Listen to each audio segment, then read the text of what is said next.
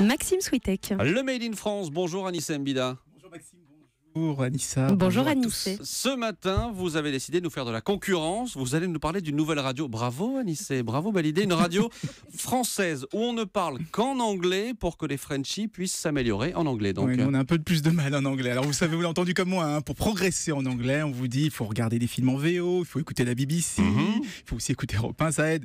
Sauf que parfois, souvent ça parle trop vite à la BBC, on entend un drôle d'accent dans les films et parfois ils ont des sujets un peu loin de nos préoccupations. Donc, un Parisien de 56 ans, qui a toujours été mauvais en anglais, s'est dit mais pourquoi pas faire une radio en anglais, mais où on parle doucement, avec une élocution adaptée aux Français et surtout avec des sujets qu'ils comprennent. L'OM, Macron, le printemps de Bourges par exemple. ça on Donc, comprend. après 17 ans passés dans l'industrie, notre Parisien a tout quitté pour créer English Waves, une web radio. C'est une web radio où l'on parle anglais mais qui est destinée, elle, à un public français. Et une web radio, ça veut dire qu'on l'écoute sur Internet. Exactement, oui, ou à partir d'une application, hein, parce qu'ils n'ont pas de fréquence pour émettre en FM.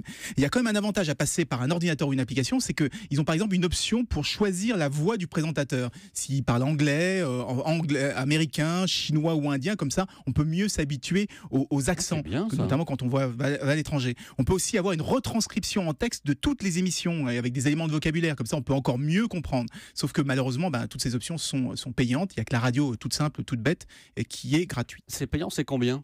Entre 6 et 15 euros par mois, mais ça reste quand même une bonne idée, ne serait-ce que pour s'habituer à entendre parler anglais sur des sujets qu'on connaît, parce qu'il faut l'avouer, hein, les Français sont pas vraiment doués en anglais, hein. Ils sont classés 37e sur 70 pays, juste derrière le Chili, et en Europe on est même carrément à leur lanterne rouge, derrière l'Italie et l'Espagne, donc il y a du boulot. Allez, au boulot. Ce matin, c'est la société English Waves, une web radio pour se perfectionner en anglais que vous avez mis à l'honneur. Merci beaucoup Anissa du Made in Paris. Oui, il y a Anissa et Anissé. Oui. C'est compliqué. C'est compliqué Qu'est-ce que vous ce voulez matin. Cette semaine. dire Merci Anissé. Voilà, je le dis bien.